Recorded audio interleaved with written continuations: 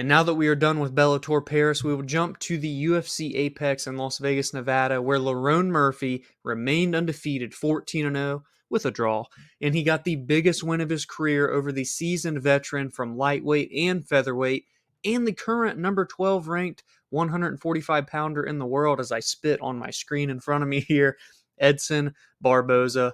What is next for Lerone Murphy after this huge win? And we'll touch on some of the other fights that happened throughout the card. We start at the featherweight main event. Lerone Murphy. This dude's a problem.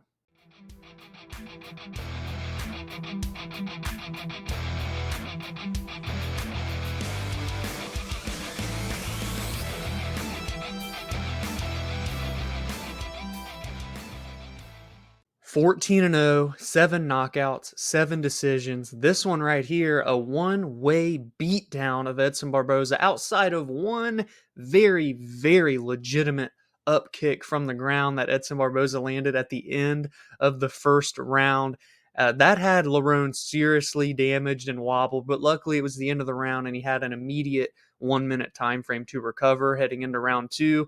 Outside of that moment, Lerone Murphy, man, what a performance. By far the best that we've ever seen him look, and to do it in his first main event slot against a huge step up in competition in Edson Barboza. This was a showcase moment, a moment for him to introduce himself to the large mainstream audience of the UFC, getting a headlining spot against someone as respected as Barboza and doing what he did, everything shy of just getting a knockout, and that's because of how tough Edson Barboza is. This was an amazing performance. To go from, Gabriel Santos, Josh Kulabau, no disrespect to them, but to Edson Barboza, who has fought Khabib Nurmagomedov, Paul Felder, Kevin Lee, some of the biggest names of lightweight the past 10 years, and then to transition late into his career to featherweight and fight Dan Ige, Billy Quarantillo, all of these tough guys, Sadiq Youssef last October in a main event. A lot of people even thought coming in that this may be another Sadiq Youssef type spot where Lerone Murphy, that prospect that needed that big win to take his career to the next level, it may be what happened to Youssef, where Youssef had a huge first round, a 10-8 round, if I'm not mistaken, in October. But then after that, Edson Barboza took over that fight and won over the course of 25 minutes. This fight was kind of the opposite. Lerone Murphy looked great in the first round, but it belonged to Edson Barboza because of that up kick that landed. And only one judge, I believe, actually gave that round to Edson. The two other scorecards were still 50-45s. But regardless, the big moment in the first round belonged to Barboza, and the rest of the fight belonged to Lerone Murphy. So kind of the opposite of what happened with Barboza in that fight with Sadiq Youssef.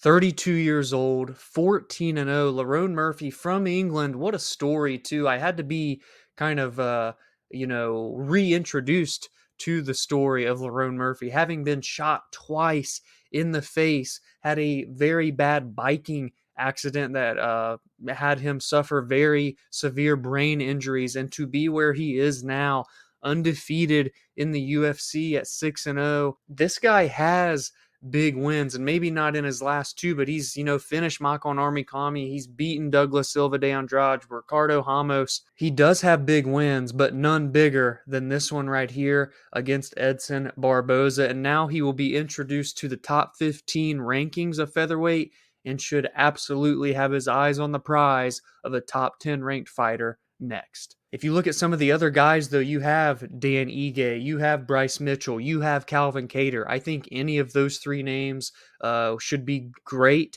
and next for Lerone Murphy. I believe he's even been scheduled to fight Dan Ige before, and that fight fell through. I could be wrong, but that's ringing a bell right now. So that fight would be really good. I do think Dan just recently may have had a fight announced, though. So Bryce Mitchell, Calvin Kattar. Calvin's coming off of that fight with Aljamain Sterling. Either of those two guys would be a great next fight for Lerone Murphy in another fight night main event or a premier spot on a pay-per-view card. Regardless, Lerone Murphy at UFC Vegas 92 proved that he is here and he is here to stay, and he is a legitimate threat to enter the title contention discussion by the end of 2024. Then there was a nice stretch of finishes on this card, so I'm not going to go super in depth on most of these, but I want to give them their shine. The co-main event, Khaos Williams caused chaos with a brutal one-punch knockout of Carlston Harris. I'm telling you right now, when Khaos Williams gets a knockout in his fights, they are devastating. Khaos Williams is only the second person to defeat Carlston Harris in the UFC. The only other person to do that was the undefeated Shavkat Rakhmonov. So elite company now for Khaos Williams, who is now 15-3 at 30 years old. He's won 4 of his last 5 fights, 2 knockouts in those 4 victories. His only 2 losses in the UFC, as I mentioned on Friday, are to Michel Pereira, a ranked middleweight, and Randy Brown, who has been ranked before in this division. Those are 2, not that there are good losses, but those are 2 big name guys. And the fight against Randy Brown was a very close split decision. So Khaos Williams much kind of reminds me of Joaquin Buckley, someone who initially, he comes into the UFC, gets 2 huge knockouts, Alex Morono and Abdul Razak Al Hassan. Joaquin Buckley did the same, came in, had a huge knockout over Impa Kasanganay, and that's kind of what they were known for, right? But fight by fight over the last couple of years, you've kind of seen an evolution of their game. Joaquin Buckley just had a huge victory in a co-main event at UFC St. Louis. Before that, he knocked out Vicente Luque. Khaos Williams has won 4 of his last 5 fights. Prominent names on this win streak, can get it done over the course of 15 minutes or get the big time knockout. I think he's getting better and better. And those 2 very much remind me of themselves in terms of the way that they have built their careers from going as a knockout specialist to a well-rounded mixed martial artist. Adrian Yanez is back in a big way in the bantamweight division. He becomes the first person to finish Vinicius Salvador, and he did that with a first-round knockout.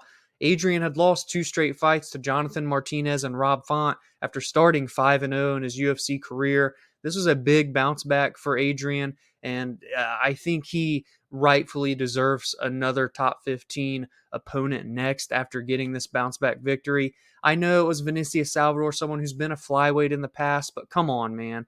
Adrian had competitive fights, had big name victories. Yeah, Rob Font kind of halted that momentum.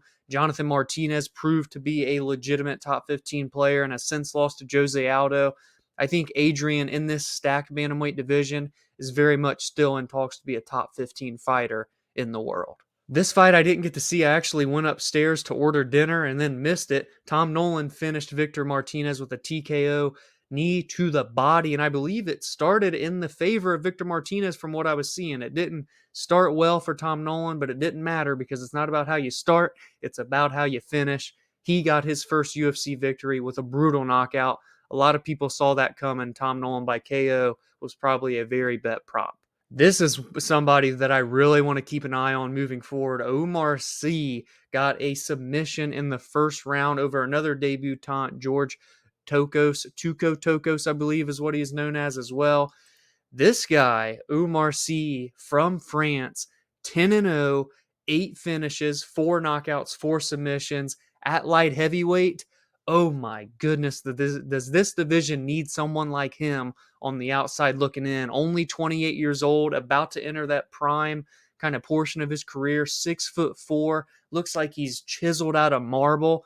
I am very much looking forward to the potential of the undefeated Frenchman from Paris, Oumar Sy. Remember that name. He'll be fighting again soon, hopefully on that Paris card in September. And if he can get another victory there with the crowd behind him, he could be catapulted close to the rankings to start 2025.